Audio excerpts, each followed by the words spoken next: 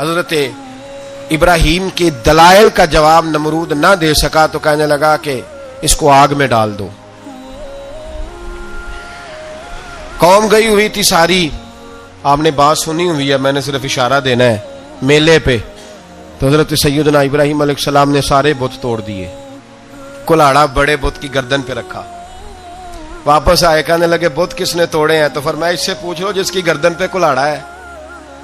کہنے لگے یہ تو بول ہی نہیں سکتا. تو فرمانے لگے بڑے بیوقوف ہو جو بولتا ہی نہیں, سنتا ہی نہیں, اپنا آپ نہیں بچا سکتا, اس کی پوجا کرتے ہو. کہنے لگے پکڑو, دلیلیں ختم ہو گئی, اس کو آگ میں ڈالو. بہت بڑی حویلی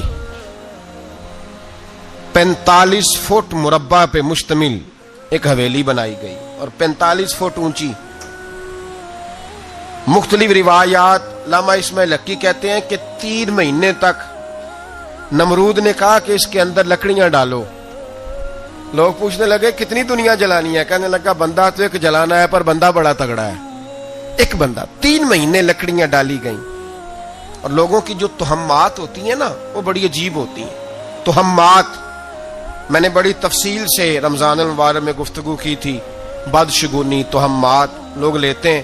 اس وقت بھی لوگ تہمات کا شکار ہو گئے. عقیدہ بگڑ جاتا ہے تو وہ عجیب و غریب باتیں کرنے لگتا ہے. تہمات کا شکار ہو گئے. بیبیاں نظر مانتی, میں بیمار ہوں, اگر صحیح ہو گئی تو اتنے من لکڑی دوں گی حضرت ابراہیم کی آگ جلانے کے لیے. ایک عورت لے کے جا رہی ہے لکڑیاں, تو ایک نیک دل آدمی نے اس سے پوچھا کہاں جا رہی ہو؟ کہنے لگی میں نے منت مانی تھی تو حضرت ابراہیم علیہ السلام کو معاذ اللہ جلانے کے لیے لکڑیاں لے کے جا رہی ہوں. تو وہ رب کریم کے بندے کہنے لگے تو ڈھونڈتی رہے گی, تجھے وہ جگہ ملے گی نہیں. وہ بی بی کئی مہینے گھومتی رہی, جگہ ہی نہیں ملی جہاں لکڑیاں ڈالنی. ماری گئی. تہمات کا شکار ہوئے بہت سارے لوگ. تہمات کا بھائی, تہمات دین کے اندر منع ہے. تہمات دین میں کوئی نظر ماننا, کوئی کسی بزرگ کے مزار پہ جا کے سالے ثواب کے لیے کوئی چیز ماننا, یہ تو درست ہوا. لیکن غیر شرعی نظریں مان لینا کہ میں آ کے گرد چکر لگاؤں گا, میں جناب وہاں جا کے یہ والا تماشا کروں گا, میں دھاگا باندھوں گا, میں رسا کاٹوں گا, میں وہاں گندے اور سے پانی پیوں گا, ان کی شریعت اجازت, یہ تہمات ہیں, بدشگونی ہے. دین میں ان کی کوئی گنجائش. آپ نظر ماننے سے پہلے بھی کسی عالم سے رابطہ کریں کہ میں منت مانگنے لگاؤں تو کیسے ماننی چاہیے, اس کا طریقہ پوچھیں. ایسے ہی غلط چیز کی منت تھوڑی مان لی جائے گی. بہرحال آمدام برسرے مطلب حضرت ابراہیم کے لیے آگ جلائی گئی. 45 فٹ اونچی آگ ہے, پرندہ بھی اوپر سے گزرتا ہے تو نیچے گر جاتا ہے جل کے. اتنے دن لگا کے آگ جلائی گئی. اب حضرت ابراہیم کو جلایا جانے لگا ہے. یہاں تو موجیں ہے نا, جو کسی ادارے کا سربراہ ہے اس کے لیے موج ہے, کسی جگہ آفیسر بن گیا تو موج ہے, پیر صاحب کے لیے موج ہے, علامہ صاحب کے لیے موج ہے, خطیب صاحب کے لیے موج ہے. جلنا کس کو پڑتا ہے؟ وہ علی کوئی نہیں رہا اللہ ماشاء اللہ. وہ لوگ گزر گئے جو تکلیفیں سہ کے کام کرتے تھے, گزر گیا زمانہ. حضرت سیدنا ابراہیم علیہ السلام کو جلایا جانے لگا ہے تو اب اتنی بڑی آگ ہے تو ڈالیں کیسے؟ شیطان نے تجویز دی کہ منجنیق بناؤ. منجنیق, بڑے بڑے بانس باندھ کے ان کے نیچے رسا باندھو. وہ جس طرح جھولنے کے لیے جھولا بنایا جاتا ہے, اس طرح ایک منجنیق پرانے زمانے میں اس میں پتھر رکھ کے پھینکے جاتے تھے دشمنوں پہ. وہ منجنیق بنائی گئی کہ دور سے حضرت ابراہیم کو پھینکیں گے. ہاتھ حضرت ابراہیم کے باندھ دیے, پاؤں مبارک باندھ دیے. پوری زمین پہ ایک نام لینے والا خدا کا, اور اس کو آج رسیوں میں جکڑا ہوا ہے. جب پھینکا جانے لگا نا آگ میں, حوریں رونے لگی, فرشتے تڑپنے لگے, اے اللہ یہ کیا ہونے لگا ہے؟ ایک تیرا خلیل اور وہ بھی آگ میں. فرمایا جاؤ جا کے اس سے کہو اگر تمہاری مدد لیتا ہے تو اسے بچاؤ. ہوا کا فرشتہ آیا, کہا ابراہیم اگر تو کہے. او بھائی, ان چیزوں کو کہانی سمجھ کے نہ سنا کریں, یہ داستان نہیں, یہ وہ طریقے ہیں جو ہمارے رسول نے ہمیں اپنانے کا حکم ارشاد فرمایا ہے. جو عقیدے, یہ وہ نظریات ہیں جو ہمیں اوڑھنے کو کہا گیا. اپنے رب کریم کی رضا پہ راضی رہنے کے یہ وہ خوبصورت مواقع ہیں صوفیاء نے جن کو بنا کر سمجھا کر ہم تک پہنچایا ہے. یہ ہے اہل طریقت کی باتیں. وہ کہتے ہیں یار جس حال میں رکھے راضی رہنا ہے. حضرت ابراہیم علیہ السلام کو پھینکا جا رہا ہے, فرشتہ آیا, اے اللہ کے خلیل اگر حکم دو تو اتنی ہوا چلاؤں کہ نمرودی جل جائیں سارے. आग उन पे फेंक दी जाए। आपने फरमाया तू जा, तुझसे मुझे कोई काम नहीं। थोड़ी देर के बाद पानी का फरिश्ता आया, कहा हुजूर इतनी बारिश बरसाऊंगा कि आग बुझ जाएगी। फरमाया तू जा, तुझसे कोई काम नहीं। अब जब मंजनीक में रख दिए गए, आग में जाने का लम्हा है, तैयारी है, हजरत जिब्रील अमीन हाजिर खिदमत हुए। कहा इब्राहिम कोई हाजत? फरमाया तुझसे कोई नहीं। कहा चलो मुझसे नहीं तो रब करीम से ही बात कर लो, मुझे पता है मैं छोटा हूं, आप मुझसे मदद क्यों लोगे, रब करीम से ही बात कर ले। तो हजरत इब्राहिम कहने लगे जिब्रील ये बता, रब को नहीं पता उसका खलील किस हाल में है? उसे नहीं पता मैं किस हाल में हूं, मेरे हाथ बंधे हैं, पैर बंधे हैं आग में, उसे नहीं पता। बताया तो उसे जाता है जिससे खबर ना हो। तो अगर उसे पता है, तो अगर वो जलाने पे राजी है तो मैं भी जलने को तैयार हूं, मैं तैयार हूं, मैं तैयार हूं। उसे कहो ठीक है। हजरत सैयदना इब्राहिम अलैहिस्सलाम को मंजनीक में डाल के जो फेंका आग में, या नारुकूनी बरदम व सलामन अला इब्राहिम, अल्लाह ने फरमाया ए आग मेरे इब्राहिम पे ठंडी भी हो जा और सलामती वाली भी हो जा। हजरत इब्राहिम को दो फरिश्तों ने बिठा दिया जमीन पे, फूल खिले हैं, कौंपले महक रही हैं, कलियां खुशबू दे रही हैं। हजरत इब्राहिम ने सर सजदे में रख दिया, सुबहान अल्लाहि वल्हम्दुलिल्लाहि वला इलाहा इल्लल्लाह वल्लाहु अकबर। हजरत इब्राहिम अल्लाह की तस्बीह पढ़ने लगे, रब करीम का शुक्र बजा लाने लगे। निकले वहां से, कुछ दिन गुजर गए, निकले, हुक्म हो गया इब्राहिम इलाका छोड़ दो। हजरत इब्राहिम अलैहिस्सलाम वहां से निकल के मिस्र आए, चचा के पास ठहरे। उन्होंने अपनी बेटी जनाबे सारा का निकाह कर दिया। कुछ आगे बढ़े तो एक जालिम बादशाह से टकराए। उसने एक शहजादी, एक बादशाह की बेटी कैद की हुई थी, जनाबे हाजरा नाम था, उनको कैद से छुड़ा के साथ लाए। हजरत लूत अलैहिस्सलाम भी साथ। ये 4 लोगों का काफिला चला, फलस्तीन में जाके पड़ाव डाला, घर बार छोड़ा, तबलीग शुरू हुई। हजरत इब्राहिम के घर में 2 खवातीन है, एक आपकी बीवी हैं, एक हजरत हाजरा है। औलाद कोई नहीं, बड़ा मेवा है मीठा। घर वही आबाद होता है जिसमें बच्चे रोते हैं, घर होता ही वो है जिसमें बच्चों की चंचनाहट होती है, भिन भनाहट होती है। हजरत इब्राहिम ने एक बच्चा रोते हुए देखा तो आंखों में आंसू आए, कहने लगे रब्बी हबली मिनस सालिहीन, या अल्लाह मुझे भी नेक औलाद अता कर दे। हजरत सारा ने सुन लिया, कहने लगी इब्राहिम शायद मेरे बतन से तो आपको नसीब नहीं, हाजरा से निकाह कर लो। नाबे हाजरा से निकाह हुआ। अल्लाह तो बड़ा बेनियाज है, रब करीम ने हजरत इस्माइल जैसा खूबसूरत बेटा अता फरमाया। बेटा काला स्याह भी हो तो सीने की ठंडक होता है, पर ये तो वो बेटा है जिसकी पेशानी में नूरे मुहम्मदी चमकता है सल्लल्लाहु अलैहि वसल्लम। हजरत सैयदना इस्माइल इतने खूबसूरत। अब जिस बीवी के यहाँ बेटा था, बैठना उठना भी ज्यादा उसके पास, आना जाना भी उसके पास, तवज्जो उधर हो गई। जनाबे सारा रश्क करने लगी। एक दिन कहने लगी इसे छोड़ आ जंगल में, वादी गैर ज़ीज़र इन, मक्के के पास। भाई एक बेटा आलमे दीन बना लो। कहने लगा रोटी कहां से खाएगा, तेरे 5 बेटे हैं, को हाफिज़े कुरान बना, कहते रोटी कहां से खाएगा। वो बच्चा भी कहता है मैं कहां से खाऊंगा।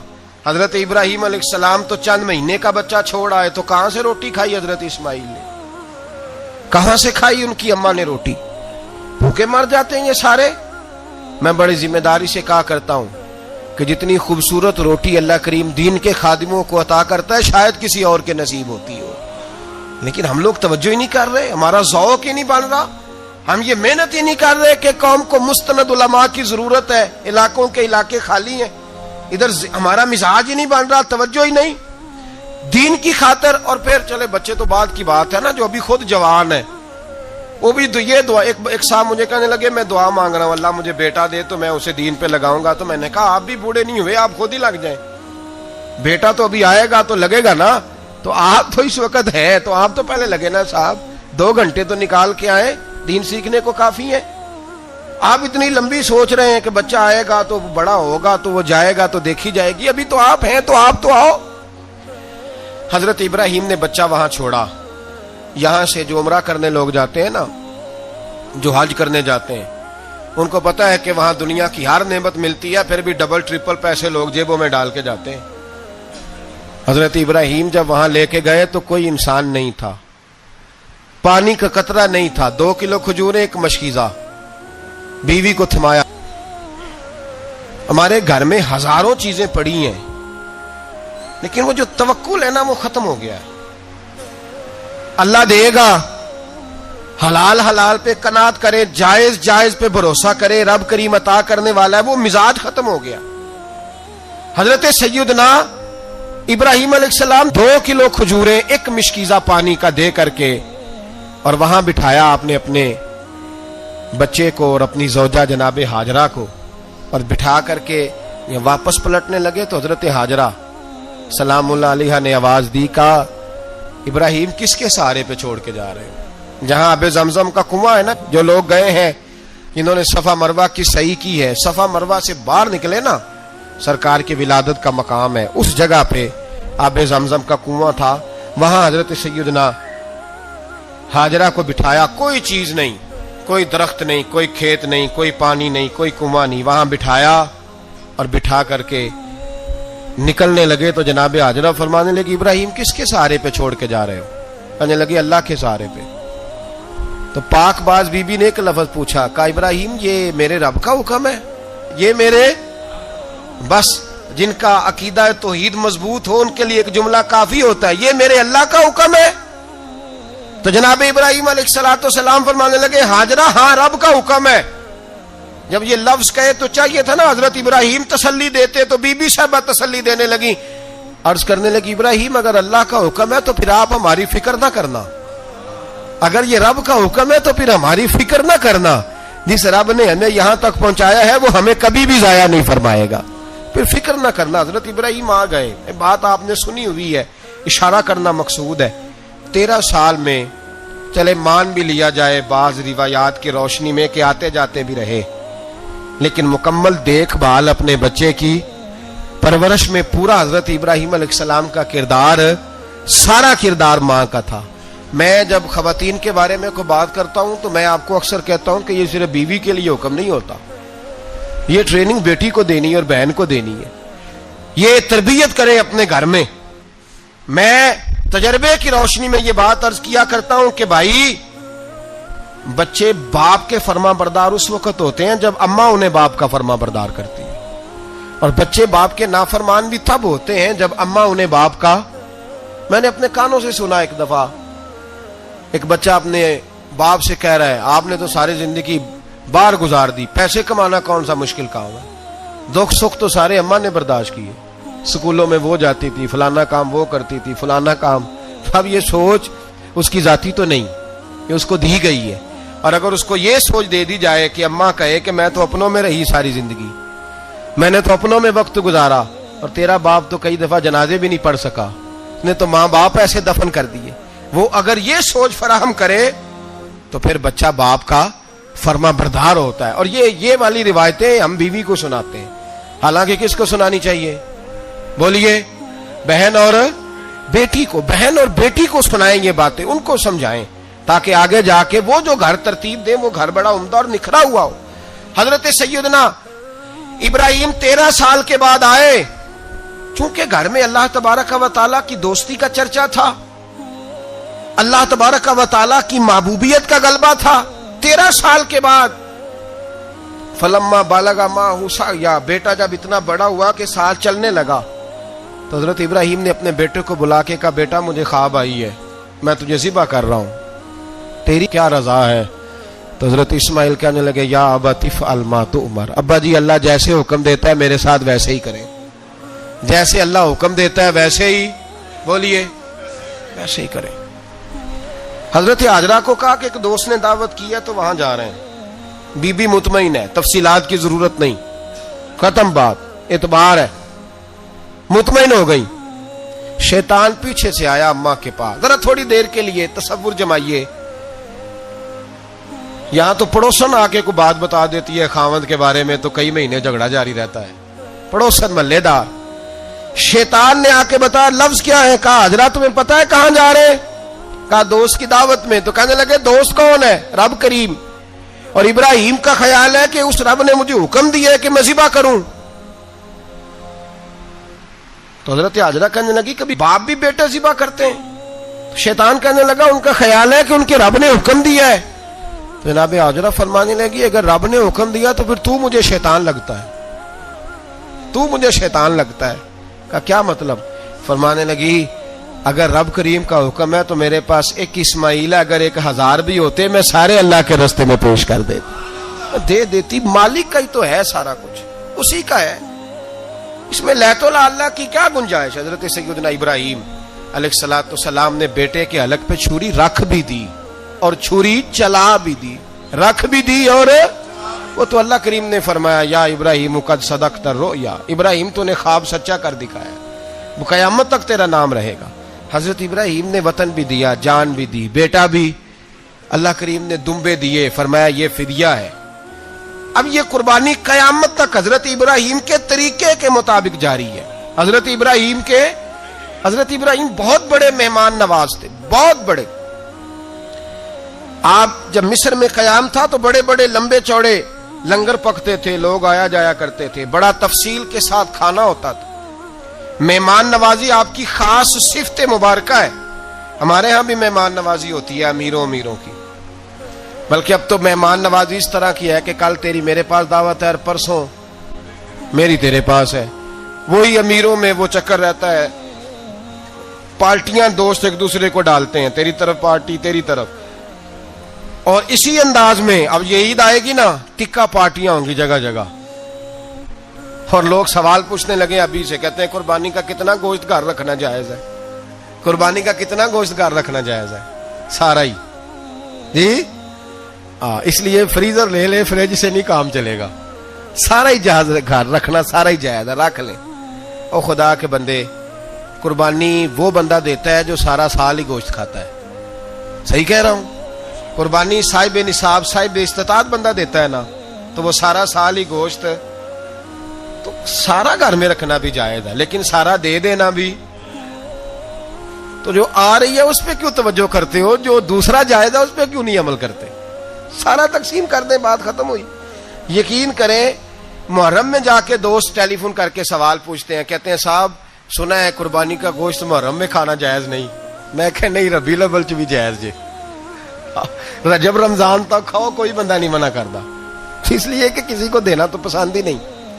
یا پھر اس میں سے جو خاص چیزیں ہیں وہ اپنی فریج میں، اور باقی جو ہے وہ دوسروں کے لیے. یہ کیا طریقہ ہے ہمارا؟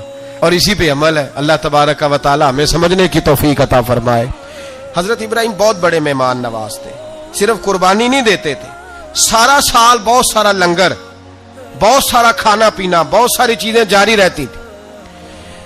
اور جتنے غریب لوگ تھے فلسطین کے، ان کو پتا تھا کہ حضرت ابراہیم علیہ الصلوۃ والسلام کا لنگر جاری ہے. فلسطین میں جب آپ کا قیام تھا، ایک دفعہ ڈھیروں مہمان آ گئے اور کھانے کو کوئی چیز نہیں. حضرت سارہ اور جناب ہاجرہ دونوں اس وقت موجود تھیں.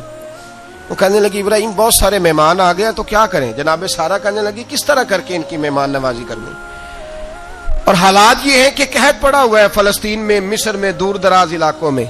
تو حضرت ابراہیم کہنے لگے یہ اللہ کے مہمان ہیں اور ہمیں رب کریم کا بندہ سمجھ کے آ گئے، اللہ ہی بندوبست کرے گا. فرمانے لگے میرا مصر میں ایک دوست ہے، وہ قحط کے دنوں میں غلہ جمع کر لیتا ہے، میں اس کی طرف پیغام بھیجتا ہوں، مجھے امید ہے وہاں سے غلہ ملے گا. 2-3-5 اونٹ والے غلام بلائے اور ان کو کہا کہ جاؤ غلہ لے آؤ مصر کے دوست سے.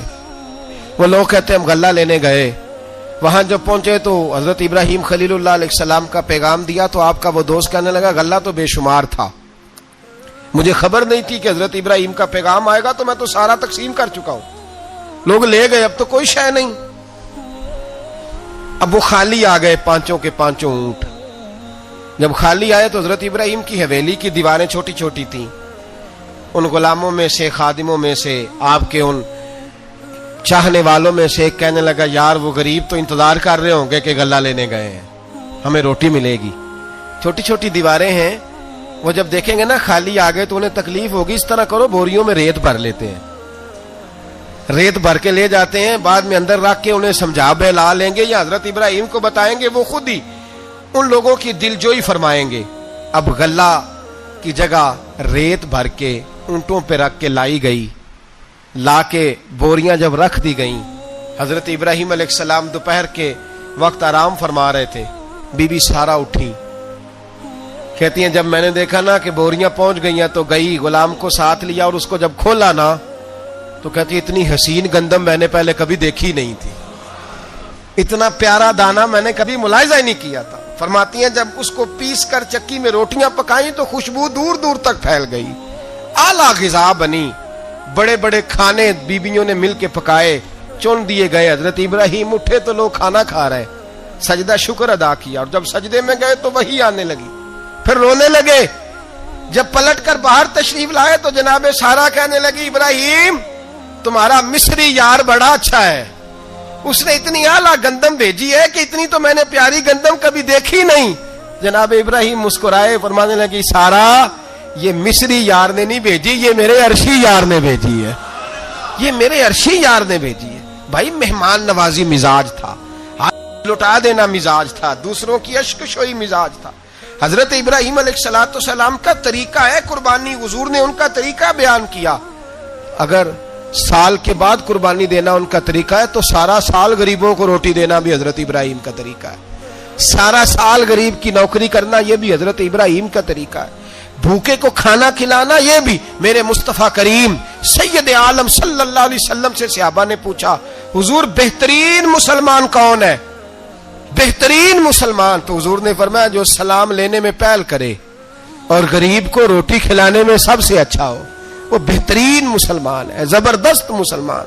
ہمارے ہاں دعوتیں ہوتی ہیں تو امیروں کی، افطاریاں ہیں تو امیروں کی، اور میرے مصطفیٰ کریم علیہ السلام نے فرمایا بدترین دعوت ہے جس میں امیر بلائے جائے غریب نہ بلائے جائے، وہ بدترین دعوت۔ حضرت ابراہیم کا طریقہ رہا ساری زندگی مہمان نوازی۔ اور دوسرا ان کا مزاج تھا، اللہ سے پیار ہو گیا تھا نا، جب رب کریم سے محبت ہوتی ہے نا اور محبت کا احساس ہوتا ہے دل میں، پھر سجدے لمبے ہوتے ہیں۔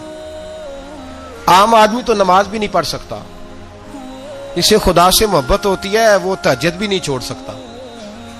وہ یہ محبت کی بات ہے نا، جس کو پیار ہوتا ہے اس کی تہجد بھی ہے، اس کی اشراق بھی ہے، چاشت بھی ہے، اس کے عمرے بھی ہیں، اس کے حج بھی ہیں، اس کے بار بار کعبۃ اللہ کے دیدار بھی ہیں۔ یہ محبت الہی ہے، جوش مارتی ہے۔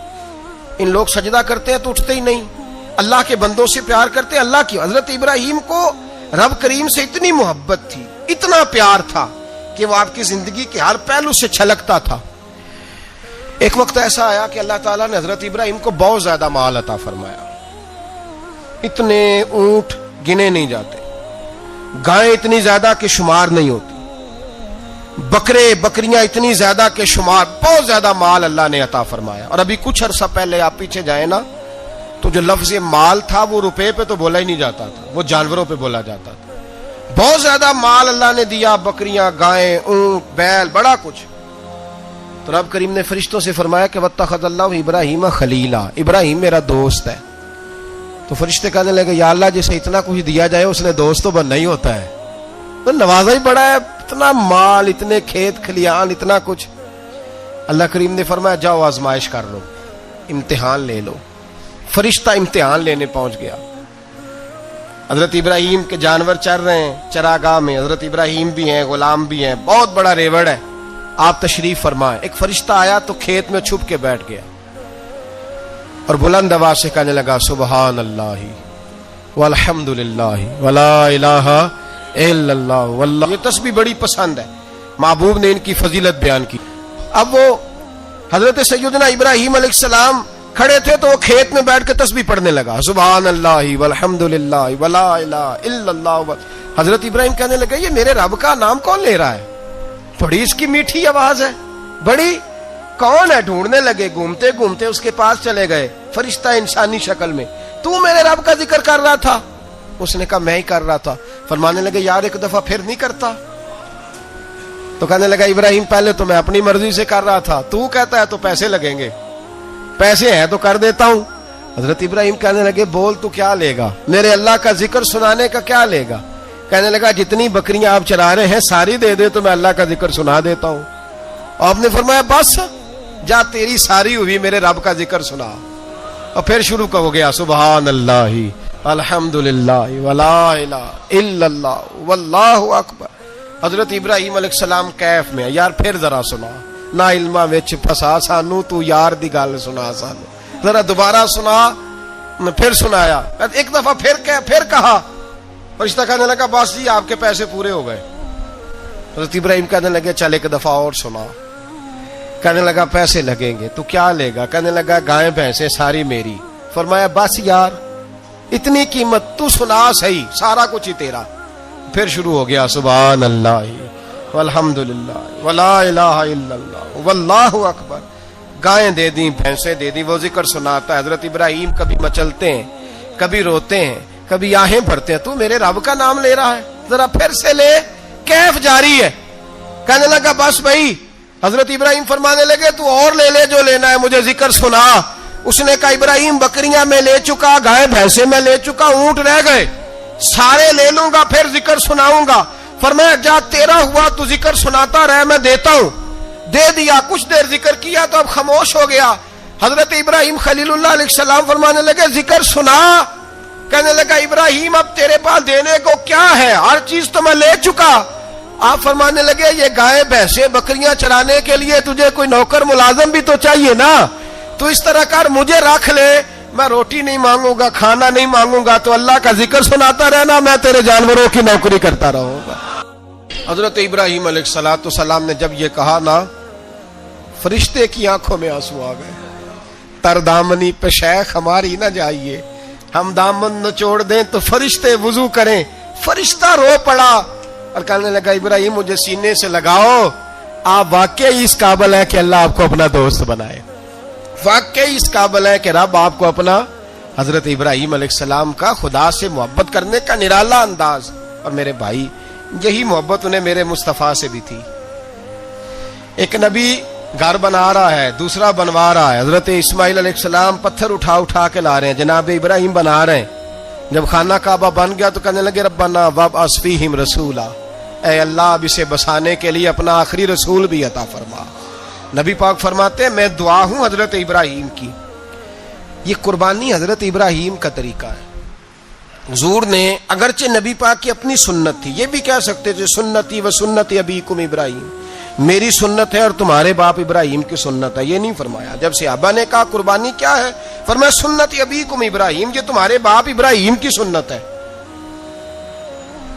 ہر صاحب نصاب پر قربانی واجب ہے. جو زکوٰۃ کا نصاب رکھتا ہو اس پر قربانی واجب ہے.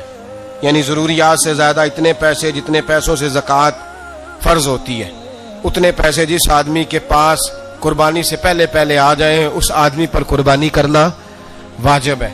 بکرا، چھترا، دمبا 1 سال کا یا دمبا 6 مہینے کا ہو پر اتنا بڑا محسوس ہوتا ہو کہ لگے کہ 1 سال کا ہے، اس کی قربانی ہو سکتی ہے. جانور میں کوئی عیب نہیں ہونا چاہیے، اتنا کمزور نہ ہو کہ ذبح جہاں اسے کرنا ہے وہاں وہ چل کے جا نہ سکے، اتنا کمزور جانور نہ ہو، اس کے اندر بظاہر کوئی اتنا بڑا نقص نہ پایا جاتا ہو، کانا نہ ہو، لنگڑا نہ ہو، کوئی اس کی ہاتھ نہ کٹے ہوئے ہوں، ایسا نقص جو واضح ہو.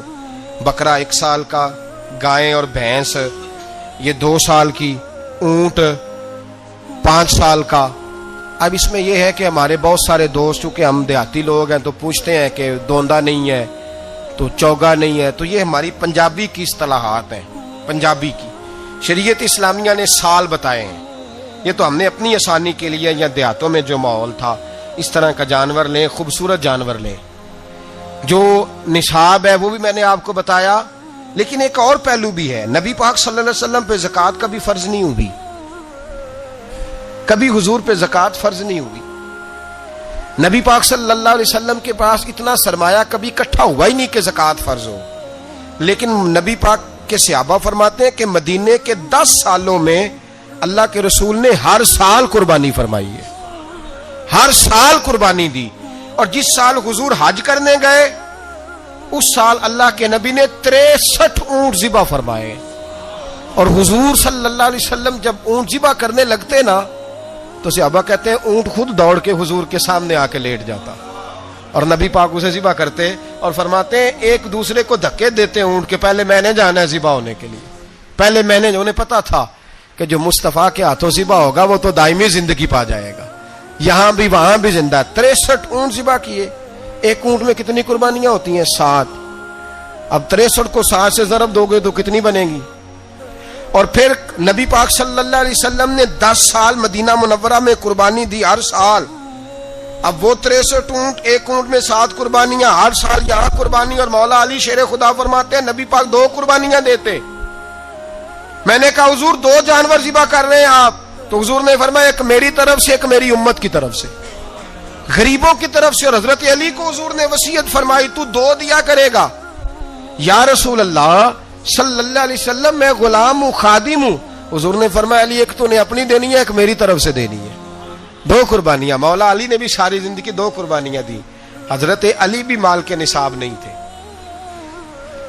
اپنا مکان ہی نہیں تھا، کوئی کاروبار نہیں تھا، کئی دن فاقے رہتے تھے، پر قربانیاں کتنی دیتے تھے؟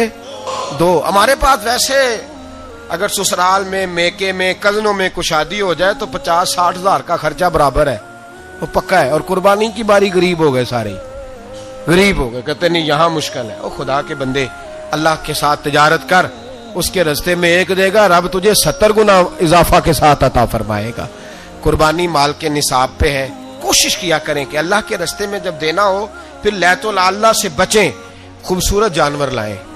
جن کو اللہ نے توفیق دی ہے ان کے لیے نصیحت ہے، جن کو اللہ نے توفیق دی۔ میں نے اپنے حضرت صاحب کو دیکھا ہے، وہ کہتے تھے کئی جانور اللہ نے بڑا نوازا ہے، کہتے ایک میرا ہے، ایک میرے ماں کا، ایک میرے باپ کا ہے، ایک میرے فلاں استاد صاحب کا، ایک میرے پیر صاحب کا ہے۔ یہ جانور غوث اعظم جیلانی کا نام کا دے رہا ہوں۔ اور پھر ایک بڑا خوبصورت جانور بندھا ہوتا اور حضرت خود ان کو چارہ ڈال رہے ہوتے، تو حضور یہ کیا ہے؟ فرمانے لگے یہ میں رسول اللہ کے نام پہ قربان کروں گا، یہ نبی پاک کے نام پر قربان کیا جائے گا۔ جن کو اللہ نے حیثیت دی ہے وہ کوشش کریں اپنے محبوب کی طرف سے بھی قربانی کریں، نبی پاک کے نام کی قربانی دے، خوبصورت سا جانور پیارا، پھر اس کی خدمت ہو، پھر اس کی قربانی دی جائے اور نبی پاک کے نام پر قربانی دی جائے۔ حضور نے خود وصیت فرمائی حضرت ابو بکر صدیق کو، قربانی بڑا حسین عمل ہے۔ اور میرے نبی پاک صلی اللہ علیہ وسلم نے ناراضگی بھی فرمائی، ذرا خوگر حمد سے تھوڑا سا گلا بھی سن لے۔ میرے حبیب نے فرمایا جو طاقت کے باوجود قربانی نہ کرے وہ ہماری عیدگاہ میں عید کی نماز پڑھنے نہ آئے، وہ نہ آئے۔ اور یا رسول اللہ جو کرے گا، فرمایا قربانی کے جانور کا خون کا قطرہ بعد میں زمین پہ گرے گا، اللہ اس کے سارے گناہ پہلے معاف فرما دے گا، اللہ اس کے سارے گناہوں کو بخشے گا۔ قربانی کریں، خوبصورت انداز میں کریں، اللہ کی رضا کے لیے۔ بزرگوں نے لکھا ہے 3 حصے کرو گوشت کے، ایک گھر میں رکھو، ایک رشتہ داروں میں بانٹو، پڑوسیوں میں بانٹو، اور تیسرا فقط غریبوں کو دو۔ لیکن میں اکثر یہ سوچتا ہوں کہ ہمارے ہاں قربانی کرتا ہی وہ ہے جن کے گھر میں ہر جمعرات کو چھوٹا گوشت پکتا ہے، اور جن کے گھر میں ہفتے میں 3 دفعہ مرغی کا گوشت پکتا ہے، وہی تو قربانی دینے کے قابل ہوتے ہیں۔ تو وہ بھی اگر قربانی کے بکرے میں سے بھی تیسرا رکھنا چاہیں تو اجازت تو ہے، میں نے کہا سارا رکھنے کی بھی اجازت ہے، لیکن اگر آپ مہربانی کریں، کوشش کریں کہ یار ہم تو سارا سال ہی کھاتے ہیں، اور ہمارے یہاں جو گوشت تقسیم ہوتا ہے نا وہ بھی باری لگی ہوئی ہے، ادھر سے پلیٹ آئی تھی گوشت کی تو ادھر سے بھر کے چلی گئی، بھئی اس نے کی ہے، اس کو بار بار گوشت دینے کا کیا مطلب ہے؟ آپ یہ دیکھیں عزیزوں میں، رشتہ داروں میں، اور میں اگر تھوڑا سا آپ کی توجہ کرانے میں کامیاب ہو جاؤں تو سفید پوش لوگوں کو دیکھیں، کچھ سفید پوش ہیں، سفید پوش جن کے اوپر قرضے ہیں، بیماریوں نے جکڑ لیا ہے، گھر میں بڑے بڑے سخت مریض آ گئے ہیں، سفید پوش پہلے دیا کرتے تھے۔ آپ ان سے پوچھتے ہیں صاحب قربانی، تو بات کو ٹالتے ہیں، وہ کہتے ہیں سوچ رہا ہوں کوئی حصہ ڈال جائے، پردہ پوشی کرتے ہیں، کہتے ہیں کہیں حصہ رکھا ہوا ہے، پردہ پوش۔ اکثر وہ لوگ قربانی نہیں دے پاتے، اکثر دیا کرتے تھے اب نہیں دے پا رہے، کیوں؟ اس لیے کہ مشکلات ایسی آ گئیں۔ ان لوگوں کا خیال کریں، ان کے گھروں تک گوشت پہنچا کے آئیں، ان پر توجہ کریں۔ وہ سفید پوش آدمی کبھی ذکر نہیں کرے گا، کچھ تو ایسے ہیں جو خود پہنچ جاتے ہیں کہ ہمیں گوشت دیا جائے، لیکن کچھ سفید پوش ہیں لا یسألون الناس الحافا، اللہ فرماتے کچھ لوگ لپٹ لپٹ کے سوال نہیں کرتے، سفید پوشی کا بھرم رکھتے ہیں، کا مزاج نہیں۔ ان کی طرف دیکھیں، اپنے رشتہ داروں کو دیکھیں، خاص کر ان رشتہ داروں کو دیکھیں جن کا آپ کو پتہ ہے کہ غریب ہیں، مجبور ہیں، ان کے گھروں میں گوشت بھیجیں۔ غریب بیٹیوں، غریب بہنوں کا خیال کریں، اس طرف متوجہ ہوں، ان کے ساتھ اس نے سلوک کریں، اس طرف آپ لوگ خیال کریں۔ اللہ ہمیں سمجھنے کی توفیق عطا فرمائے۔ جان والیا جان دی خیر ہوئی، جان لگیاں انج تے جائیدا نہیں، جائے دلا دی سنے سنا کے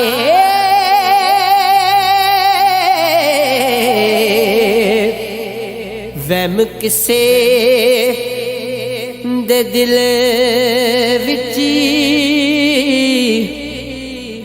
پیدا نہیں جے ہووے خطا تے بھلا گئے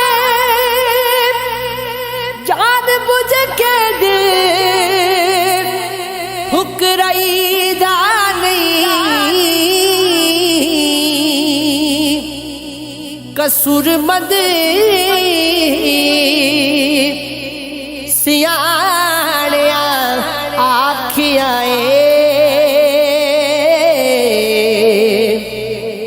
حساب سجنا نال